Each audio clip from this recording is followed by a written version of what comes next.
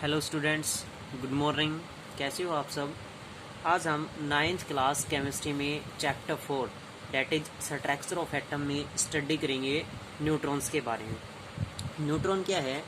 Neutron is a neutral particle. देखो नाम से ही पता चल रहा है न्यूट्रॉन न्यूट्रल। न्यूट्रॉन है एक न्यूट्रल चार्ज पार्टिकल्स है, बट है जे mass nearly equal to that of proton. और मास किसके इक्वलेंट होता है? प्रोटॉन के इक्वलेंट होता है, जो हम स्टडी कर चुके हैं प्रोटॉन के बारे में और इलेक्ट्रॉन्स के बारे में। नो चार्ज पार्टिकल्स, और किसी प्रकार का कोई भी चार्ज पार्टिकल्स नहीं होता है, यानी एक न्यूट्रल पार्टिकल्स होता है। Denoted by symbol small n से रिप्रेजेंट्स किया जाता है। और किसके इक्वलेंट होता है? Atomic mass minus number of proton.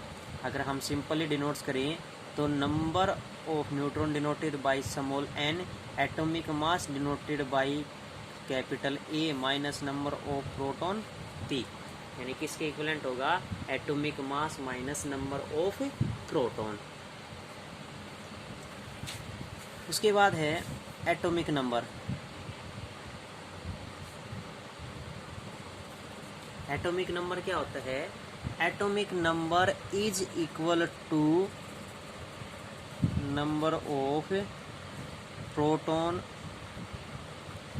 Present in an atom. किसी भी एटम में ऑफ दैट एलिमेंट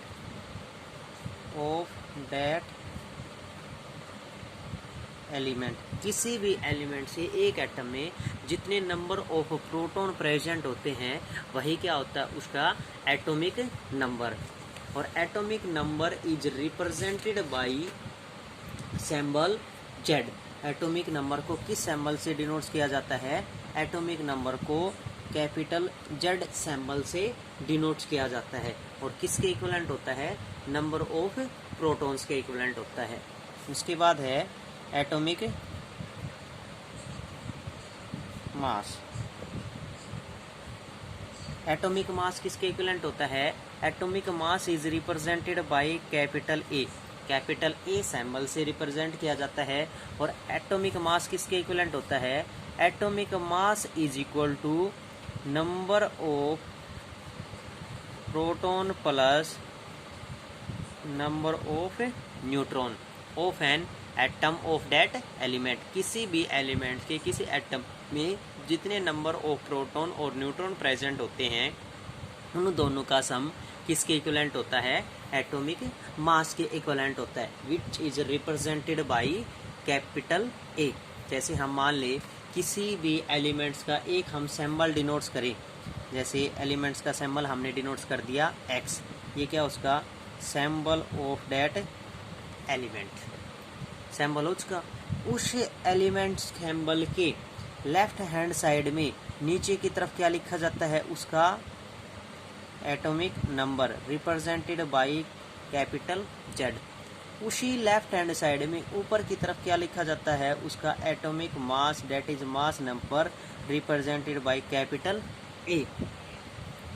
ये क्या होते हैं? उसके representation of the atomic number and atomic mass of an element. अगर हम सिंपली लिखें तो क्या हो जाएगा? जेड किसी भी एलिमेंट्स, एक्स किसी भी एलिमेंट्स का सिंबल हो जाएगा, जेड क्या हो जाएगा? उसका एटॉमिक नंबर, और ए क्या होगा? उसका एटॉमिक मास। यानी इस तरह से उसका रिप्रेजेंटेशन डिनोट्स होगा। जैसे हम एक एग्जांपल लेके चले हाइड्रोजन का, तो हाइड्रोजन क्या है?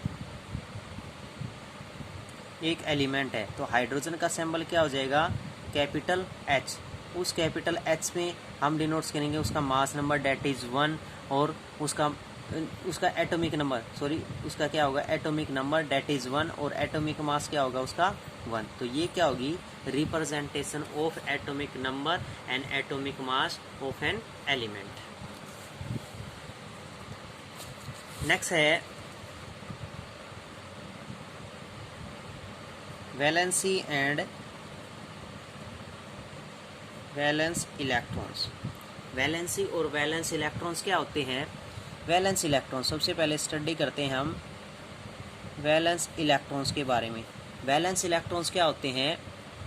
Number of electrons present in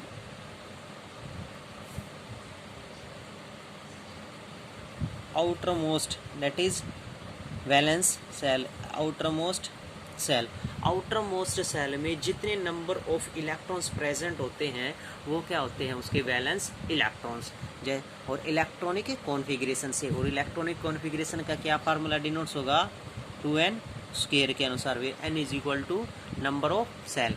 जैसे हम एक एग्जांपल लेके चले नाइट्रोजन का, नाइट्रोजन का हमने क्या डिनोट्स कर लिया, उसका सिंबल। एटॉमिक नंबर कितना होता है 7, एटॉमिक मास कितना होता है 14।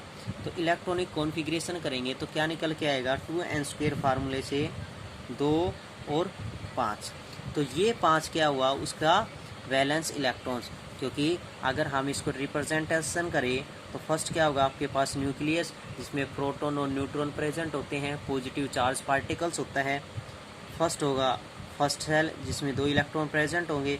उसके बाद होगी second shell Niels Bohr's model of an atoms के अनुसार, और उसमें इलेक्ट्रॉन्स कितने प्रेजेंट होंगे 5।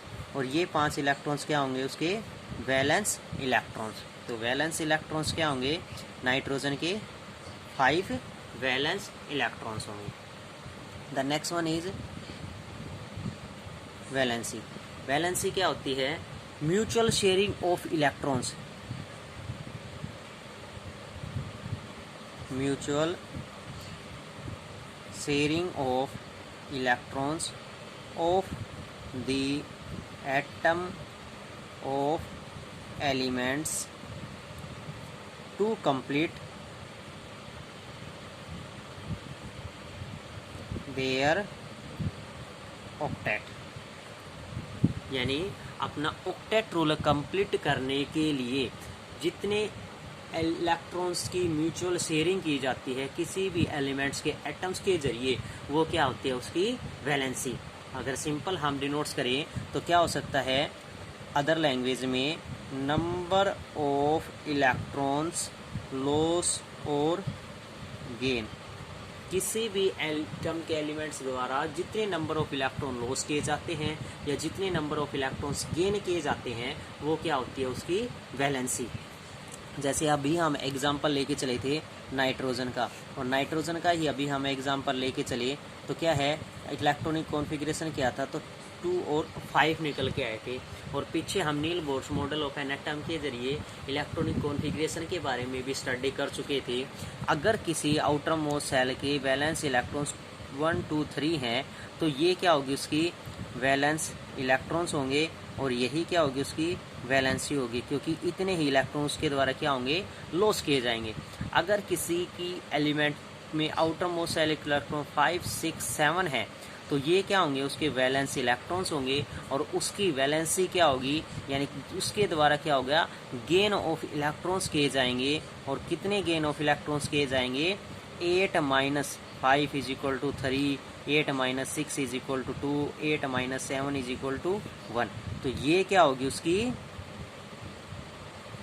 वैलेंसी, यानी उसके द्वारा जितने नंबर ऑफ इलेक्ट्रॉन्स लॉस किए गए या उसके द्वारा जितने नंबर ऑफ इलेक्ट्रॉन्स गेन किए गए, वो क्या होगी, इसकी वैलेंसी। तो वैलेंसी क्या हो जाएगी, नाइट्रोजन की वैलेंसी हो जाएगी 8 - 5 इज इक्वल टू 3, यानी क्या होगी वैलेंसी उसकी 3। तो इस प्रकार से आपको वैलेंस इलेक्ट्रॉन्स और वैलेंसी फाइंड आउट करनी है डिफरेंट एलिमेंट्स की।